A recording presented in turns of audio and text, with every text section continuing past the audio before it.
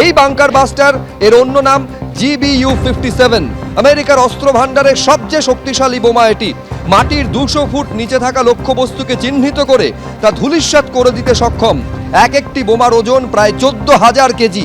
মার্কিন বায়ুসেনার এই অস্ত্র ভূগর্ভস্থ বাংকার অনায়াসে গুঁড়িয়ে দিতে পারে। এই বোমাটি শক্তিশালী এবং অতি সহনশীল ইস্পাতের আবরণে মোড়া। পাথর বা কংক্রিটের তৈরি ভূগর্ভস্থ কোনো পরিকাঠামোকে অনায়াসে ধ্বংস করে দিতে পারে। মাটিতে পড়ার পরেও বিস্ফোরক সক্রিয় হয় না, মাটির গভীরে যাওয়ার পর সক্রিয় হয় বিস্ফোরক, তারপর ঘটে যায় বিস্ফোরণ। এই বিস্ফোরণের ফলে ধ্বংসের অভিঘাত অনেক বেশি হয়। 2400 কেজি বিস্ফোরক বহন করতে সক্ষম বাংকার বাস্টার। এই বোমা ফেলার জন্য একমাত্র B-2 স্পিরিট স্টেলথ বোমারু বিমানই ব্যবহার করা হয়।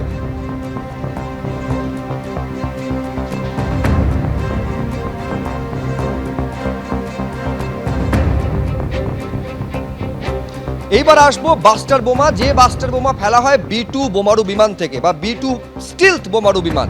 এখন B-2 স্টিলথ বোমারু বিমান কি, কতটা আঘাত হানতে সক্ষম, সেইটা এবার আপনাদের সামনে রাখছি। এই B-2 স্টিলথ বা B-2 স্পিরিট বোমারু বিমান অত্যাধুনিক বোমারু বিমানগুলির মধ্যে একটি। বাংকার বাস্টারের মতো বিশাল ওজনের বোমাগুলি বহন করা এবং হামলা চালানো, তার জন্য এই বিমান তৈরি করা হয়েছে। বর্তমানে আমেরিকার কাছে 19টি B-2 অপারেশনাল বোমারু বিমান রয়েছে। বাদুরের মতন দেখতে হয় এগুলি। এই বিমান শত্রুপক্ষের র্যাডারে ধরা পড়ে না। 2000 সালের গোড়ার দিকে নর্থরপ গ্রুম্যান এই বিমানটি তৈরি করেন। একবার জ্বালানি ভরলে 11,000 কিলোমিটার পর্যন্ত দূরত্ব অতিক্রম করতে পারে এই বিমান। 18,000 কেজিরও বেশি ভার বহনে সক্ষম এই B-2 বোমারু বিমান।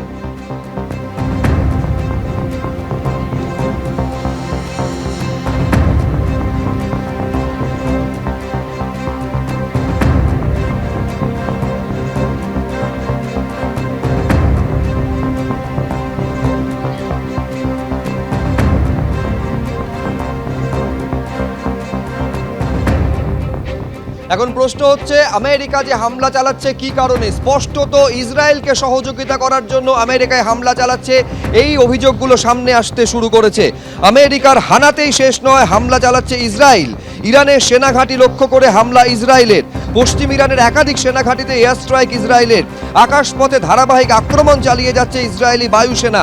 ইসরায়েলকে প্রত্যাঘাত চালাচ্ছে ইরানও। রবিবার ইসরায়েলের 30টি ব্যালিস্টিক মিসাইল হানা ইরানের। আমেরিকার হামলার কিছুক্ষণ পরই পাল্টা হামলা চালিয়েছে ইরান।